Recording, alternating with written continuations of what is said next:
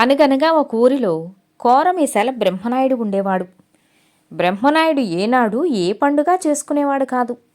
ఇలాంటివాడు మన వీధిలో ఉండటం మనకు చాలా అవమానకరం. వీడిని మనమంతా కలిసి వెళ్ళగొట్టేయాలి.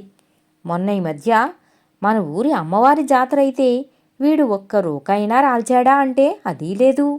సంక్రాంతికి అందరం కలిసి సరదాగా ఎడ్ల పందేలు వేసుకున్నామా, అది వీడికి అక్కర్లేకుండా పోయింది. అసలు వీడికి ఏ పండుగ వద్దురా, ఇలాంటి వాడితో మనం వీధిలో ఇక కలిసి ఉండలేం అన్నాడు ఒకడు పితూరి లేపుతూ. మిగిలిన వారు వాడికి వంత పాడారు. అందరూ కలిసి రచ్చబండ వద్దకు తగువ పెట్టుకున్నారు బ్రహ్మనాయుడితో. గ్రామ పెద్ద బ్రహ్మనాయుడిని పిలిపించాడు. కోరమీసాల బ్రహ్మనాయుడిని చూసి అందరూ వెకిలిగా కేరింతలు కొట్టారు. ఏమయ్యా, చూడ్డానికి సన్నగా పీలగా ఉంటావు, పేరు చూస్తే గొప్పగా ఉంది. నీ మీద నీ చుట్టూ ఉన్నవారు నువ్వు పండుగలు చేసుకోవటం లేదు అని, హిందువై ఉండి కూడా కిరస్తానీ బుద్ధులు చూపుతున్నావని, ఆంగ్లేయుల దారిలో ఉన్నావని అదేదో నీ మీద అభియోగాన్ని మోపి ఇలా తగువ పెట్టారు. ఇలా రచ్చబండ వద్దకు పిలిపించారు. దీనికి బదులు ఏం చెబుతావు నువ్వు అని అడిగాడు గ్రామ పెద్ద. దానికి బ్రహ్మనాయుడు, నేను కూడా హిందువునే అయ్యా.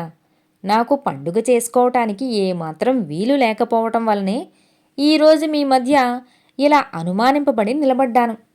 వాస్తవానికి ఏం జరిగిందంటే, మా పొరుగింటిలో ఉన్న కుటుంబ యజమానికి 2 భార్యలు, 8 పిల్లలు.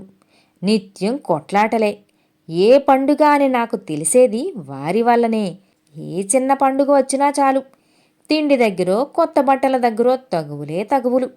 చెవులు చిల్లులు పడేలా ఒక పూటంతా లేదా 2 పూటలా వారి యుద్ధం సాగుతూనే ఉంటుంది. వారి గొడవ సాగుతూనే ఉంటుంది.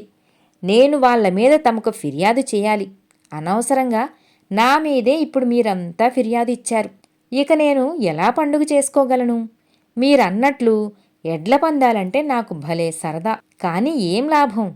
ఆ రోజు పక్కింటి సమరంలో సవతి ఏరళ్ళు అనుకునేది ఏంటి అంటే, పక్కింటిలో బ్రహ్మనాయుడు కాదు, బృహన్నలలా బతికేటోడే మన మొగుడు అయితే బావున్ను. ఈడు పరమ వెధవ, నువ్వు నేను చాలమట, మరో దాని వెంట పడుతున్నాడు అని ఒకతే అంటే, పోతే పోని, అయినా నీలాంటి నల్ల దొంగతో ఏ మొగుడుంటాడు అని ఇంకొక ఆమె బదులిస్తుంది. ఓస్, నువ్వు గొప్ప అందగత్తెవు మరి, నీ అందం కారిపోతుంది. తెల్లగా ఉన్నావన్నమాటే. పక్కింటి బృహన్నలగాడి పెళ్ళాం ఉంది చూడు, దానికి తూతుక జబ్బు. అలాంటి రోగమే నీదీని. మరే మొగుడుంటాడు, యావతి వెంటో పడక అని రెచ్చిపోతుంది మరో ఆమె. చూసారా, ఎటు చూసినా నన్ను నా భార్యనే అనరాని మాటలు అని వాళ్ళ తగవుల్లో అన్నీ చెప్పుకుంటారు.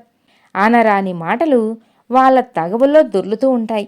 మరి పండుగలు ఎలా చేసుకోవాలి? మనసు అంతా ఒకటే దిగులుగా ఉన్నప్పుడు. అక్కడున్న వాళ్ళంతా ఇది విని బ్రహ్మనాయుడి వైపు జాలిగా చూశారు. గ్రామ పెద్దేమో ఆ తగవులు కుటుంబాన్ని పిలిపించాడు. వాళ్ళు బ్రహ్మనాయుడు మీద మండిపడ్డారు. ఈనిపుల్లలా ఉన్నాడు. ఒకరోజు అమ్మా ఎందుకు తిట్టుకుంటారు అని నోరు విప్పి అడిగాడా?